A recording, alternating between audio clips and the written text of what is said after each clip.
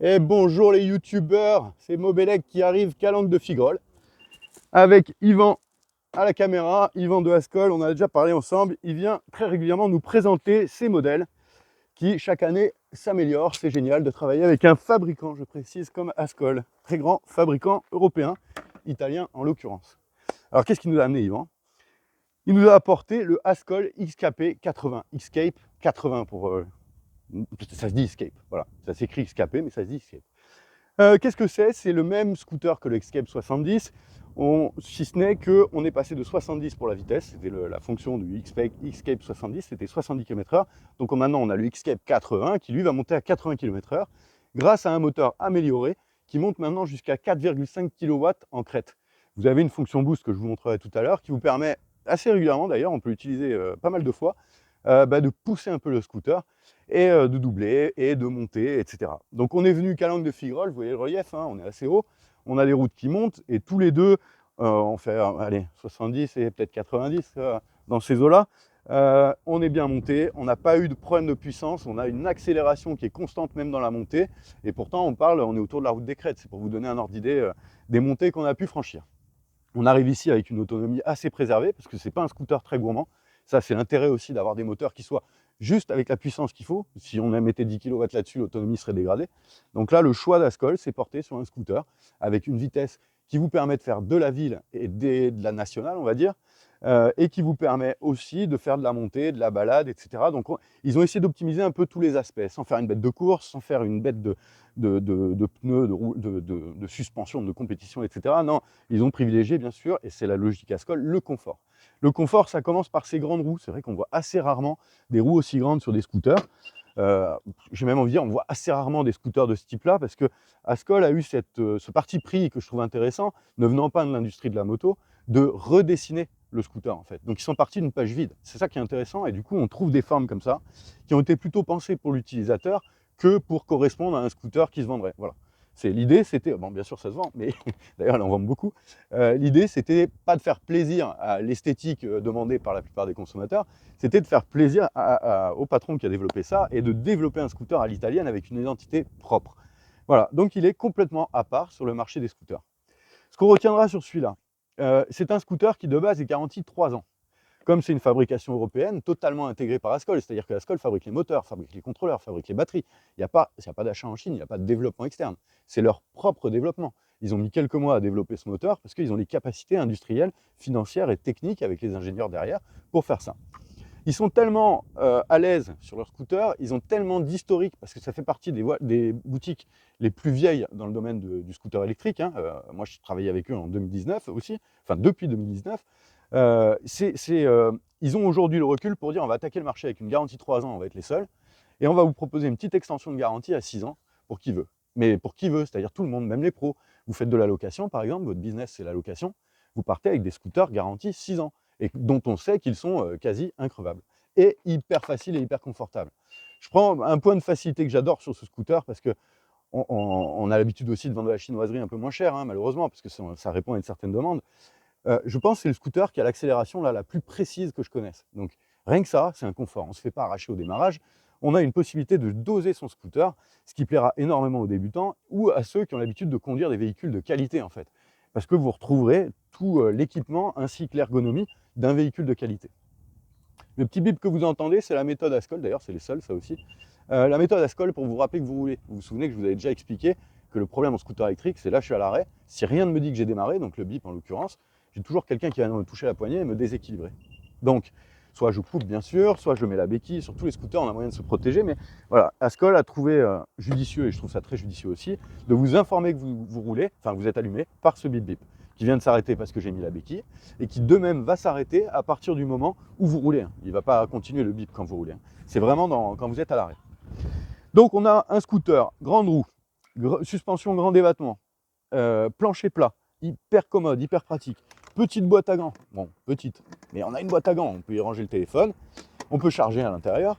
On a un porte-paquet bien sûr, comme sur tous les scooters, cette fois il est côté selle, il n'est pas côté guidon.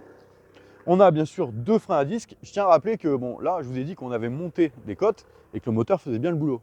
Avec Yvan, lui, il est motard, moi aussi. Donc c'est un peu amusé quand même à voir jusqu'où ça allait, et notamment dans les descentes, dans l'autre sens, là où les freinages peuvent être un peu plus laborieux.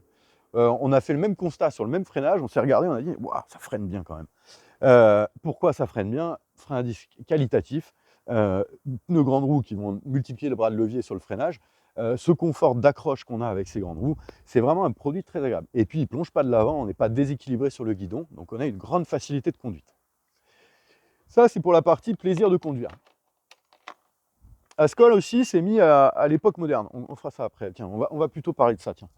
On le voit ici comme on le voit sur le tien là, qu'on a un support téléphone intégré. Honnêtement, il fonctionne hyper bien. Donc support téléphone, pas besoin d'en acheter, il est déjà intégré au scooter. Il ne vous gêne pas dans la lecture de l'écran qui est ici. Écran d'ailleurs qui vous donne plus d'informations que n'importe qui. Et ça, encore une fois, je maintiens, si on peut le faire, c'est parce que Ascol est un fabricant et a décidé de ce qu'il allait mettre sur le scooter. En l'occurrence, la date, on ne l'a jamais eu. Alors si on se demande quelle est la date, ben on a le scooter pour s'informer de ça. Bien sûr, le mode de conduite, éco, avec le range qui correspond. Donc là, on est à peu près à la moitié, vous voyez, en mode éco, il va me proposer un 120-130 km. Si je passe cette fois en mode city, qui va être limité à 45 ou 50 km/h à peu près, il me dit il me reste 43 km, donc peut-être 90 dans les faits quand vous êtes chargé. Et ensuite, je me mets en mode power, et là, je vais avoir beaucoup moins de kilomètres, mais une puissance assez intéressante. Alors, ils ont récemment, avec ce nouveau moteur, là, dans les quelques mois qui viennent de passer, développé un nouveau commodo à droite, du coup, qui intègre donc la marche avant, la marche arrière, ça c'est très bien, mais qui intègre ici, ce bouton-là, on ne l'avait pas avant, un régulateur de vitesse, si vous voulez lâcher les mains et boire un coup, et un boost. D'accord? Donc là, on ne va pas le voir parce que j'avais qui. Attends, tiens, on va le montrer quand même. Viens voir. Je power. Si je commence à mettre. Ah, mais il faut que je démarre peut-être. Si je commence à mettre le boost. Ah, pardon, il n'est pas assez chargé. On va prendre l'autre. Donc le boost n'est pas disponible quand le moteur n'a pas quand la batterie, pardon, n'a pas l'énergie suffisante pour le proposer. Ça, c'est des limitations constructeurs qui sont importantes pour se retrouver avec un produit extrêmement fiable. Donc je me mets en power et j'active à droite le boost. Et j'ai un boost avec ici un décompte qui correspond à 2 minutes, 120 secondes. Ce décompte voilà, va me dire jusqu'à quand je vais disposer du boost. 2 minutes, c'est long, hein. Et en plus, on peut le réarmer assez vite derrière. Vous voyez le support téléphone aussi exceptionnellement bien intégré. Toujours klaxon normal, klaxon qui est sympa, il ne fait pas peur. Et je ne vous ai pas montré mes marches arrière. Donc si je pars en marche avant, d'accord, voilà, ça c'est la fonction normale d'un scooter. Bon, celui-là n'est pas très lourd, mais c'est toujours bien d'avoir une petite aide au recul. Donc il bip hein, comme un camion, il vous prévient que vous êtes en marche arrière et il vous envoie en arrière dès que vous accélérez.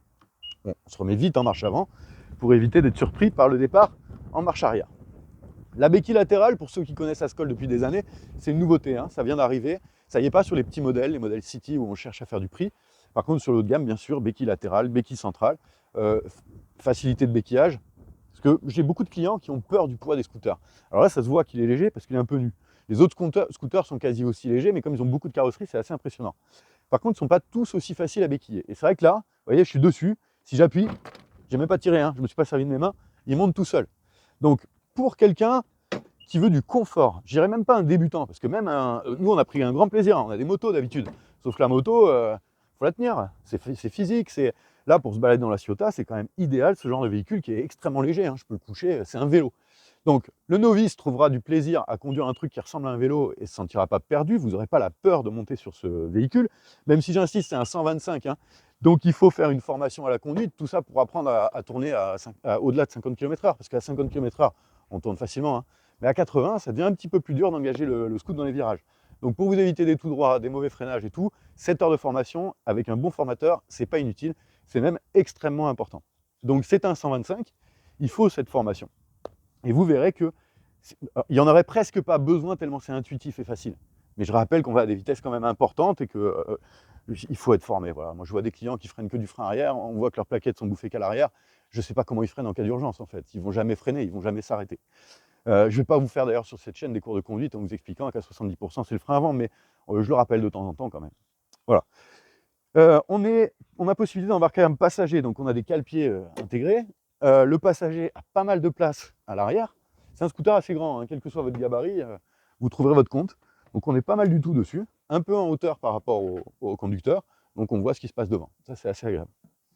Le scooter est tout connecté, je vous l'ai dit tout à l'heure, on a une appli Ascol qui existe, que je vous ai présenté dans une autre vidéo d'ailleurs pour le S2 et le City. On a Non, pour le XKP, pardon, pour le Escape.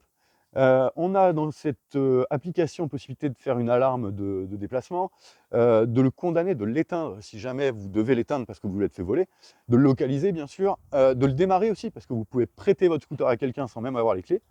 L'appli a pas mal de fonctions, c'est assez abouti. C'est vraiment une grosse évolution de Haskell, la connectivité, et qui nous ramène à une équivalence des scooters actuels du marché en termes de nouveautés technologiques. Voilà.